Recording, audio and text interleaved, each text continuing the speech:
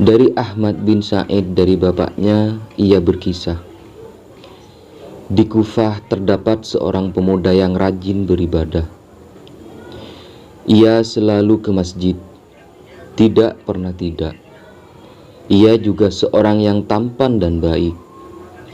Lalu ada seorang gadis cantik dan cerdas jatuh hati padanya. Selang berapa lama, suatu hari gadis itu berdiri di jalan yang biasa dilewati pemuda menuju masjid. Gadis itu berkata untuk merayunya, "Dengarkanlah ucapanku. Kemudian setelah itu terserah kamu." Pemuda itu berlalu tanpa sepatah kata keluar dari mulutnya. Sewaktu pemuda itu pulang dari masjid, wanita tersebut masih berdiri di tempatnya.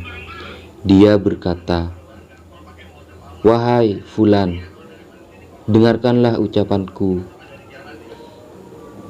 Pemuda itu serba salah.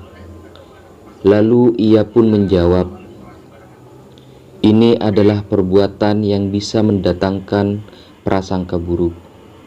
Sementara aku tidak menyukai hal itu," kata pemuda.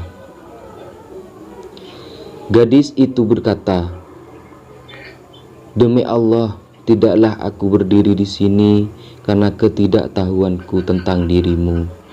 Na'udzubillah. Kalau orang-orang melihat seperti itu dariku. Yang membuatku berani dalam urusan ini adalah pengetahuanku bahwa sedikit dari hal ini menurut orang-orang yang banyak. Dan kalian para ahli ibadah dalam urusan ini bisa berubah oleh sesuatu yang remeh. Yang ingin aku katakan kepadamu adalah anggota tubuhku selalu tertuju padamu. Maka Allah pertimbangkanlah urusanku dan urusanmu."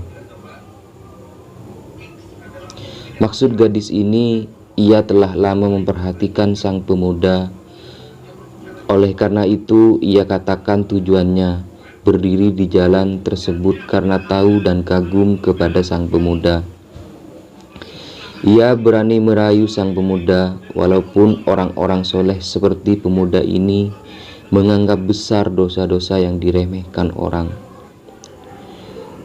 Namun tidak jarang mereka juga tergelincir oleh wanita. Gadis itu berkata,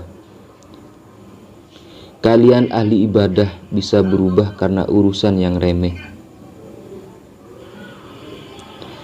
Lalu pemuda itu pulang dan hendak menunaikan sholat sunnah. Menunaikan sholat sunnah di rumah. Namun ia tidak bisa melakukannya karena pikirannya terganggu. Lalu pemuda tersebut menulis dan keluar dari rumahnya. Ternyata sang wanita masih berdiri di tempatnya. Sang pemuda pun memberikan apa yang ia tulis kepada wanita tersebut, lalu kembali lagi ke rumah. Dan tulisan itu berisi, "Bismillahirrahmanirrahim. Ketahuilah wahai fulanah, jika ada seorang muslim yang bermaksiat kepadanya, maka dia menutupinya. Jika dia mengulanginya, maka Allah tetap menutupinya. Tetapi jika ia telah memakai pakaian kemaksiatan, maka Allah Azza wa Jalla murka dengan kemurkaan di mana langit, bumi, gunung, pohon, dan hewan-hewan tidak kuasa menunggunya. Siapa yang kuat menanggung murkanya? Jika apa yang kamu sebutkan itu suatu kebatilan, maka aku mengingatkanmu akan suatu hari ketika langit seperti luluhan perak dan gunung-gunung seperti kapas. Umat manusia berlutut di hadapan Allah yang maha besar, lagi Maha Agung. Demi Allah, aku sendiri tidak mampu menyelamatkan diriku. Lalu bagaimana mungkin aku mampu menyelamatkan orang lain saat itu? Jika apa yang kamu sebutkan itu benar, ingin mengobati luka, maka akan kutunjukkan kamu kepada dokter yang mampu mengobati luka yang perih dan rasa sakit yang pedih. Dia adalah Allah Rabbul Alamin. Kepadanya lah kamu harus berlari dengan permohonan yang benar. Aku sendiri telah sibuk tak sempat memikirkanmu. Allah berfirman, berilah mereka peringatan dengan hari yang dekat, hari kiamat, ketika hati menyesak sampai di kerongkongan dengan menahan kesedihan. Orang-orang zalim tidak menyukai teman setia seorang pun dan tidak pula mempunyai seorang pemberi syafaat yang diterima syafaatnya. Dia mengetahui pandangan mata yang khianat dan apa yang disembunyikan oleh hati. Dan Allah menghukum dengan keadilan, dan sembahan-sembahan yang mereka sembah selain Allah tiada dapat menghukum dengan sesuatu apapun. Sesungguhnya Allah mendengar lagi, Maha melihat. Quran Surat Al-Mu'min ayat 18-20. Adakah tempat berlari dari ayat ini? Beberapa hari kemudian, gadis itu kembali berdiri di jalan yang dilewati pemuda itu. Tatkala si pemuda itu melihatnya dari jauh, ia pun hendak kembali supaya tidak melihatnya. Tetapi gadis itu berkata, "Wahai pemuda, jangan kembali, karena tidak ada pertemuan setelah ini, kecuali di hadapan Allah Azza wa Jalla." Lalu dia menangis dengan keras sekeras-kerasnya.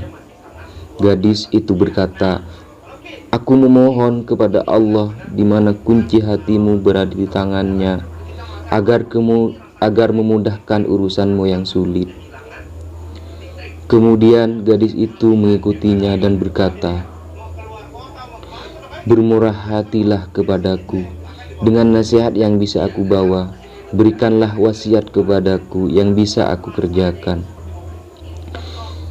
Lalu kemudian pemuda itu berkata, "Bertakwalah kepada Allah, jagalah dirimu, ingatlah firman Allah, dan dialah yang menidurkanmu di malam hari, dan dia mengetahui apa yang kamu kerjakan pada siang hari." Quran Surat Al-An'am ayat 60. Gadis itu tertunduk. Dia menangis lebih keras dari tangisannya yang pertama. Setelah itu dia tidak keluar rumah. Dia bersungguh-sungguh beribadah. Dia tetap seperti itu hingga meninggal dalam kesedihan, menyesali dosa-dosanya selama ini. Di kemudian hari pemuda itu teringat akan sang gadis. Ia pun bersedih karena kasihan kepadanya.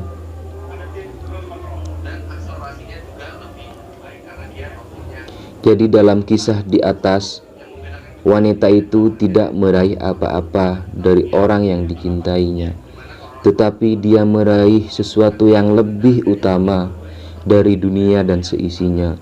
Ia menemukan jalan yang baik dan amal yang soleh.